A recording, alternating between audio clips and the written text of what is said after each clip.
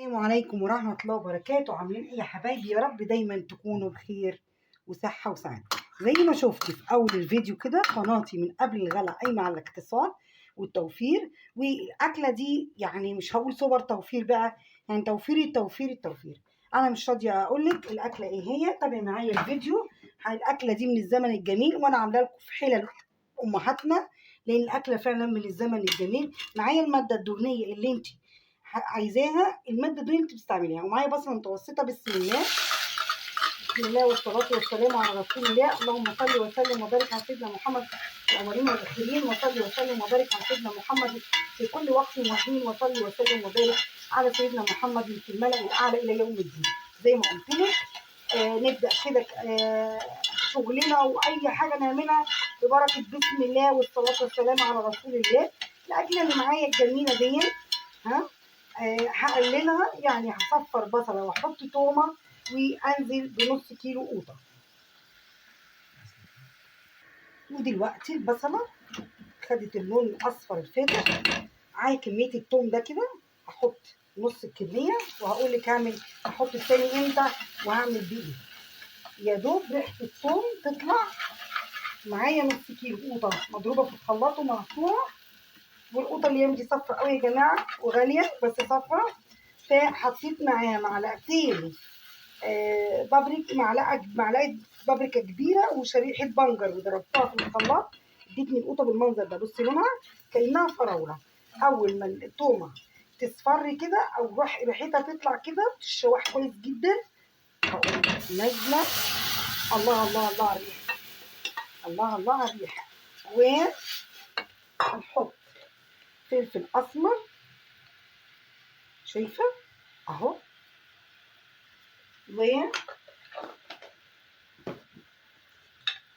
شويه كمون لزوم الاكله بتاعت النهارده اهو. معلقه كمونه، وتلاحظي معالق كلها ايه صغننه. وقوطه يعني ايه؟ ايوه قوطه يعني رشه سكر، قوطه يعني رشه سكر. وهسيب الجمال ده، ريحه جميله جدا. هسيب الجمال ده يتسبك. اول ما تغلي هحطها اهي، هوطي النار عليها خالص عشان تسبك براحتها تماما. هنرجع مع بعض اقول لك عملنا ايه. هنغطيها كده، واول ما تغلي وطي عليها.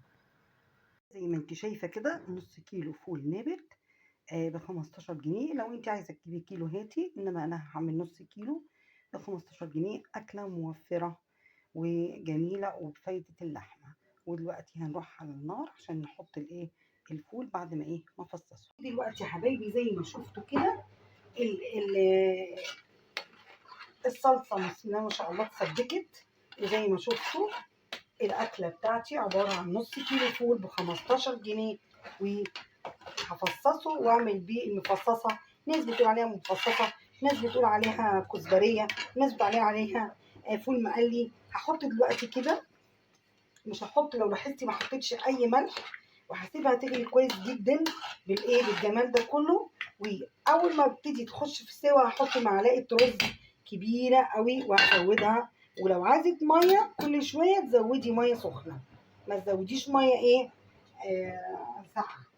انا كده هزودها شويه ميه علشان تستوي فيهم. ولما احس بقى ان هي غلوتين 3 كده اقوم دلوقتي هعلي النار. وبعد غلوتين 3 اقوم حاطه معلقه رز عشان تلفها.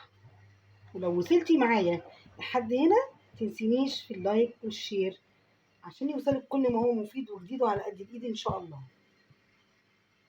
دلوقتي يا حبايبي خدي بالك، الفول المتفصص ما بياخدش وقت على النار.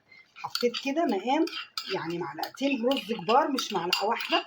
هحط معلقتين عشان الرز يظهر برده فيه ويجي بقى. الاكله دي بتتاكل ساقعه وتتاكل سخنه. احط قالب ماجي ده اختياري ماشي. وهحط الملح بتاعي. عايزه تحطي كمان شويه شطه تبقى جميله قوي قوي. مش هحط ملح كتير عشان ماجي.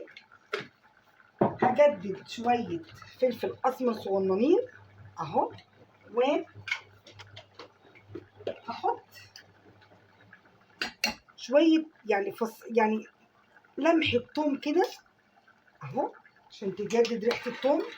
يعني كل اللي استخدمناه هنا حوالي 3 فصوص متوسطين. وهسيبها بقى. وطالما حطيتي الرز كل شويه تشوفيها وتزودي الميه عشان الرز يستوي، وتقلبيها عشان ما تلزقش. الله الله الله. هشوفها بقى اعملها وارجع لك. ايوه انا ما رضيتش اقول لك ان انا هعمل منهم صنفين. الحقيقه انا عملت نص المفصصه، نص كميه الفول المفصصه. شايفه الجمال؟ شايفه منظرها؟ شايفه جمالها؟ والنص التاني عملته فول نابت عشان في عندي اللي ما بيحبش المفصصه هياكل ايه؟ فول نابت. شايفه الروقان؟ بصي. طب ده عملتيه ازاي؟ قشرت بصله، دعكتها بفلفل اسمر وعليها تومه، وكله ني في ني، كله ني، وليمونه، وهما لسه على البارد ورفعتهم على النار. شايفه الشوربه بتاعته كانها شوربه فراخ، جميله جدا. طب والليمون والكمون لما تيجي تغرفي حطي ليمون وكمون زي ما انت عايزه. وادي المفصصه بتاعتنا. شايفه الجمال؟ بصي بصي الكميه قد ايه. بصي الكميه دي يا جماعه تاكل 3 تنفار. الكميه دي تاكل 3 تنفار. شايفه؟ من مزاياها مزايا المفصصه ديت او الكزبريه انها بتتاكل ساقعه ماشي، سخنه ماشي، بالمعلقه ما يضرش، بعيش ناشف ما يضرش.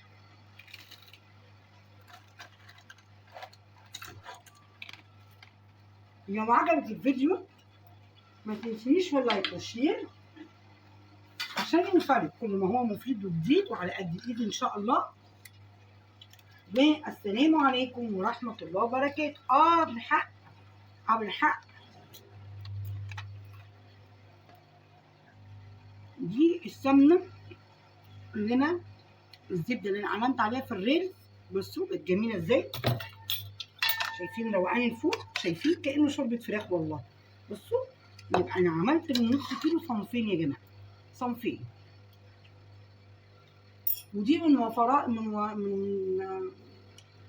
وصفات عاديه يا ليلى. بصي حمرت جنبه العيش بتاع التموين عادي خالص اهو، حمصته في الفرن وهنعدي ليلتنا ان شاء الله.